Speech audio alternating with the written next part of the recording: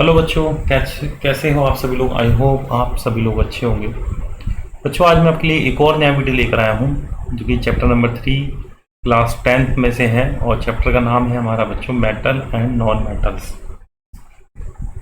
ठीक है, तो बच्चों हम ऑलरेडी कुछ चीज़ें इन चैप्टर में से डिस्कस कर चुके हैं और मैंने यूट्यूब पर कुछ वीडियो भी अपलोड कर चुका हूँ इसी चैनल से संबंधित। तो मैं उन बच्चों से रिक्वेस्ट करूंगा जो बच्चे नए हैं और मेरे आज के इस वीडियो को देख रहे हैं, तो बेटर है बच्चों पहले आप प्रीवियस वीडियो देख लीजिए इस चैप्टर से संबंधित, उसके बाद आप इस पार्ट को देखिए ताकि ये पार्ट जो है आपको आसानी से समझ में आ जाए। चलिए बच्चों स्टार्ट करते हैं। तो ये सारी चीज़ हम कंप्लीट कर चुके हैं ऑलरेडी प्रीवियस लेक्चर में। Chemical properties of metal, metal react with dilute acid, physical properties of non metal, chemical properties of non metal, तीनों जो difference with metals and non metal uses हम डिस्कस कर चुके हैं। नोबल गैसेस, आयंस कौन कौन से होते हैं, कैटायन और एनायन, ठीक है ना, एनायन और कैटायन। तो ठीक है, तो यहाँ तक हम प्रीवियस लेक्चर में सारी चीज़ें कंप्लीट कर चुके हैं और आज का जो हमारा जो नया टॉपिक है फॉर्मेशंस ऑफ पॉजिटिव आयन। तो किस तरीके से बच्चों जो पॉजिटिव आयन की फॉर्मेशन होती है तो वो हम डिस्कस करेंगे। चलिए स्टार्ट करते हैं बच्चों। एक मिनट पेन ले लेता हूँ मैं यहाँ से।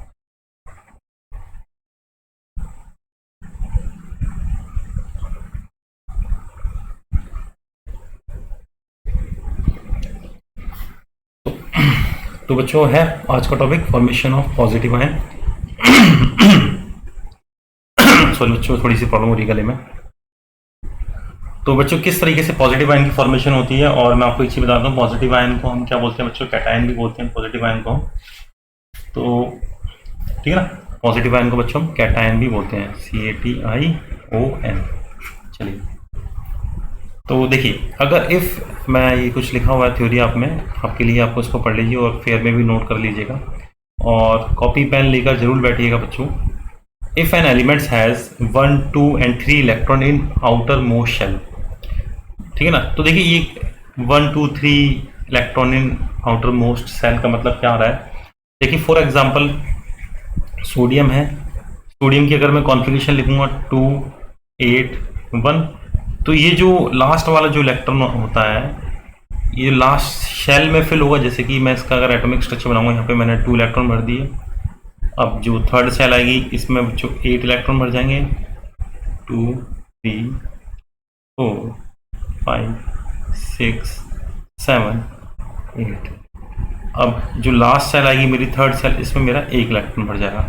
तो जो आउटर मोस्ट शेल है वो मेरी इस लास्ट शेल की बात होती है, जिसको हम आउटर मोस्ट शेल बोलते हैं। इसको बच्चों आप याद रखिएगा, ठीक है ना, outer most shell of its atom, then it's lose then it's lose this element to achieve the inert gas electron। यानी कि अगर कोई भी एलिमेंट है उसकी अगर लास्ट सेल में आउटर मोस्ट सेल में 1, 2, 3 इलेक्ट्रॉन आ जाते हैं तो वो क्या करता है, इनको लूज कर देता है। लूज क्यों करता है, ताकि वो अपने आप को स्टेबल कर सके, है ना। To achieve the inert gas electron arrangement of 8 valence electron. क्योंकि देखिए अगर ये इसको लूज कर देगा इस वाले इलेक्ट्रॉन को तो क्या होगा, ये स्टेबल हो जाएगा, इसकी वैलेंस शेल में 8 इलेक्ट्रॉन आ जाएंगे। तो यही तो सभी एलिमेंट्स का फंडा होता है कि अपने आप को स्टेबल करना। वो स्टेबल जब तक नहीं होगा जब तक उसकी वैलेंस शेल में 8 इलेक्ट्रॉन नहीं आएंगे, ठीक है ना। तो इसको लूज करेगा और फॉर्म पॉजिटिव आयन यानी कि कैटायन। और इसको लूज करने के बाद क्या कर लेगा बेटा बच्चों, पॉजिटिव आयन का फॉर्मेशन कर लेगा। अब डिपेंड करता है वो कितने इलेक्ट्रॉन को लूज करता है। अगर कोई भी एलिमेंट मैक्सिमम 1, 2, 3 इलेक्ट्रॉन ही लूज कर सकता है। अगर वो 1 इलेक्ट्रॉन को लूज करता है तो 1 पॉजिटिव चार्ज आएगा। अगर 2 इलेक्ट्रॉन को लूज करता है कोई भी एलिमेंट तो 2 पॉजिटिव चार्ज आ जाएंगे। अगर 3 इलेक्ट्रॉन को लूज करते तो कितने आएंगे बच्चों, 3 पॉजिटिव चार्ज। ठीक है, तो ये सारी चीजें तो ठीक है ना। तो 2 इलेक्ट्रॉन लूज करेगा तो 2 पॉजिटिव चार्ज, 1 तो 1, और 3 इलेक्ट्रॉन को लूज करेगा तो 3 पॉजिटिव चार्ज। तो मेरे हिसाब से यहाँ तक आप लोगों को क्लियर हो गया होगा। चलिए अब देखिए, अब जो नेक्स्ट है फॉर्मेशन ऑफ सोडियम आयन, यानी कि Na+ की किस तरीके से फॉर्मेशन होती है, इस पर पॉजिटिव चार्ज किस तरीके से आता है। सबसे पहले देखिए हम सोडियम की कॉन्फ़िगरेशन लिखेंगे तो क्या आएगी बच्चों 281। तो मैंने आपको अभी क्या समझाया था कि अगर वैलेंस शेल में, यानी आउटर मोस्ट शेल को हम वैलेंस शेल भी बोलते हैं, अगर वैलेंस शेल में अगर एक इलेक्ट्रॉन है तो क्या करेगा, उसको लूज कर देगा और पॉजिटिव आयन की फॉर्मेशन कर देगा। ये बात समझ में बच्चों यहाँ तक।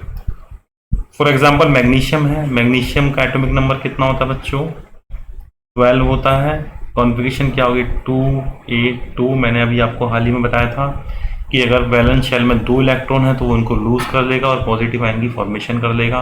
जैसे कि 2 और 8 इसकी कॉन्फ़िगरेशन होगी। अब कब होगी, जब इसके ऊपर +2 आ जाएगा, क्योंकि इसने 2 इलेक्ट्रॉन को लूज कर दिया है। अब देखो प्लस ही क्यों आता है, नेगेटिव क्यों नहीं आता है, ये बात समझने वाली। इसको आप देखो समझिए थोड़ा सा ध्यान से। देखिए Na है, अब अभी इस केस में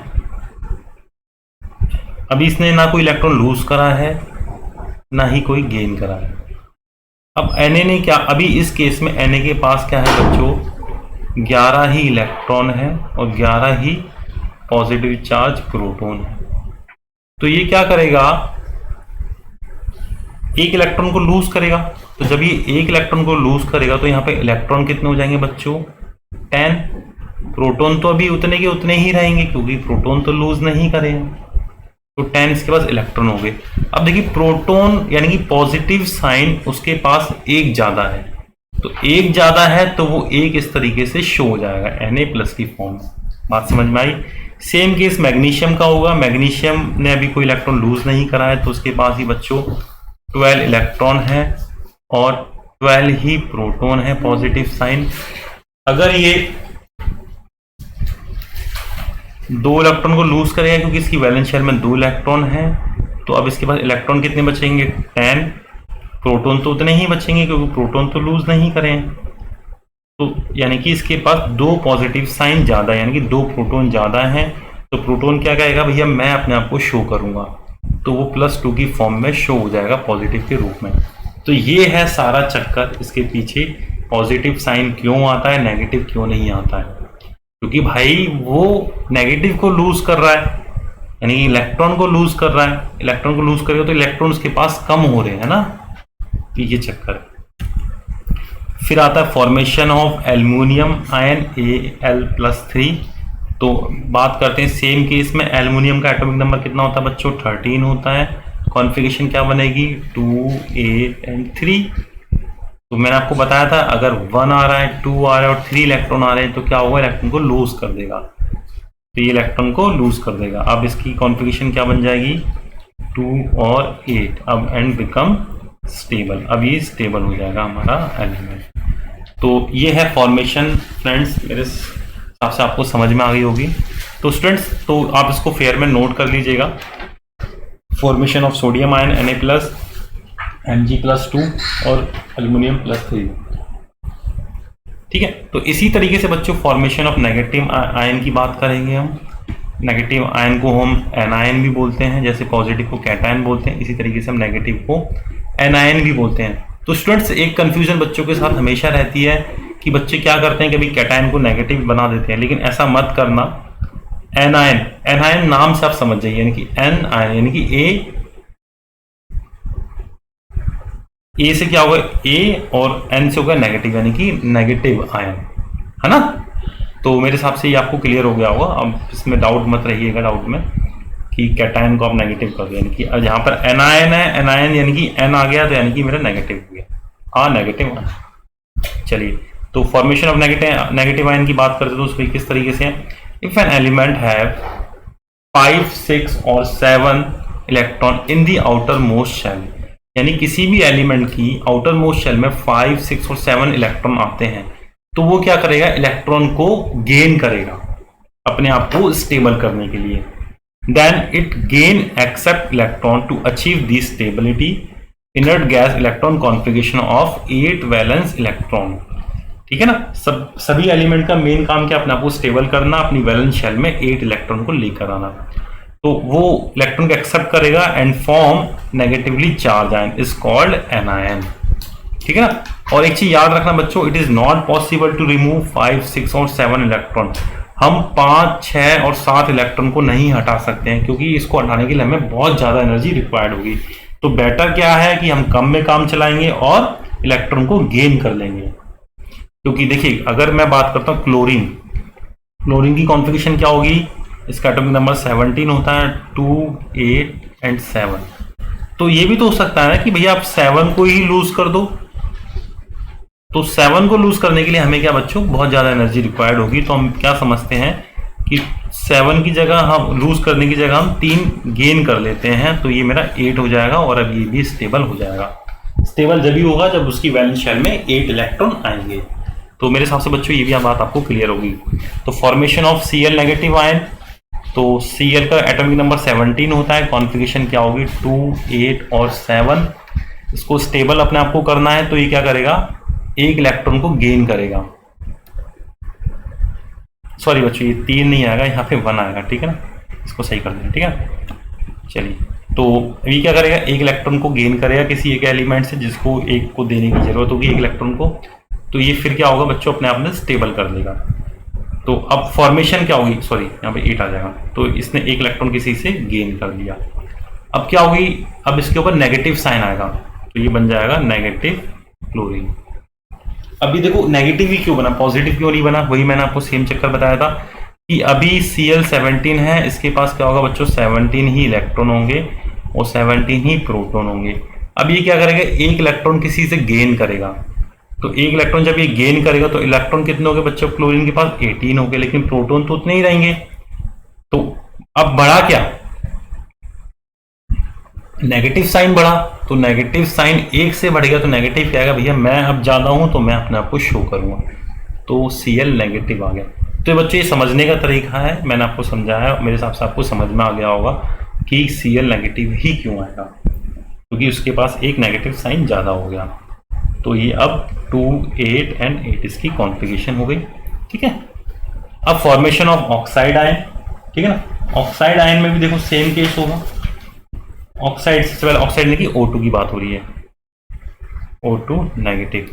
तो देखिए ऑक्सीजन, ठीक है ना, इसकी कॉन्फ़िगरेशन क्या होगी ऑक्सीजन की, 2 एंड 6, क्योंकि 8 होता है इसका, 2 एंड 6 होगी। अब इसको स्टेबल होने के लिए क्या हो बच्चों, 2 इलेक्ट्रॉन रिक्वायर्ड है, तो किसी अदर एटम से 2 इलेक्ट्रॉन को लेगा, तो उसकी कॉन्फ़िगरेशन क्या हो जाएगी, 2 और 8। क्योंकि 2 एटम लिए हैं इसने, किसी 2 इलेक्ट्रॉन लिए हैं, तो उसके ऊपर 2 माइनस के साइन आएंगे, ठीक है। तो सेम है नेक्स्ट जो टॉपिक हमारा, फॉर्मेशन ऑफ नाइट्राइड आयन। तो देखिए नाइट्राइड आयन, नाइट्राइड की कॉन्फ़िगरेशन क्या होगी, क्योंकि नाइट्रोजन है, नाइट्रोजन का एटॉमिक नंबर क्या होता है बच्चों, 7 होता है। कॉन्फ़िगरेशन क्या होगी 2 एंड 5। इसको स्टेबल होने के लिए क्या है बच्चों, 3 इलेक्ट्रॉन की जरूरत है। तो ये किसी एक ऐसे एटम से जिसको 3 देने की जरूरत होगी, तो ये उसी से ही 3 इलेक्ट्रॉन लेगा। तो इसकी फॉर्मेशन क्या, अब इसकी जो नया जो साइन इसके ऊपर कितने आ जाएंगे, 3 नेगेटिव आ जाएंगे, क्योंकि इसने 3 इलेक्ट्रॉन किसी से गेन करे हैं, ठीक है। अब इसकी कॉन्फ़िगरेशन क्या बनेगी, 2 एंड 8। एक चीज याद रखना बच्चों, जो इलेक्ट्रॉन को लूज करते हैं यानी कि लूज करते हैं वो सारे मेरे मेटल होते हैं, और जो इलेक्ट्रॉन को गेन करते हैं वो सारे हमारे क्या होते हैं बच्चों, नॉन मेटल होते हैं। तो ये गेन करते हैं और मेटल क्या करते हैं बच्चों, लूज करते हैं। चलिए बच्चों, तो बच्चों मेरे हिसाब से यहाँ तक आप क्लियर हो गया होगा फॉर्मेशन ऑफ पॉजिटिव आयन और नेगेटिव आयन। जल्द ही मैं आपके लिए एक और नया वीडियो लेकर आऊँगा इसी चैप्टर से संबंधित नेक्स्ट टॉपिक का। तो जब तक बच्चों इसको आप कंप्लीट करिए इस वीडियो को, और अपने फेयर में नोट करिए, और चैनल को लाइक करिए, सब्सक्राइब करिए अगर अभी तक नहीं करा हो, क्योंकि जब भी मैं नेक्स्ट वीडियो अपलोड करूँगा वो आप तक पहुँच जाएगी अगर आप सब्सक्राइब कर देंगे तो। थैंक यू बच्चों।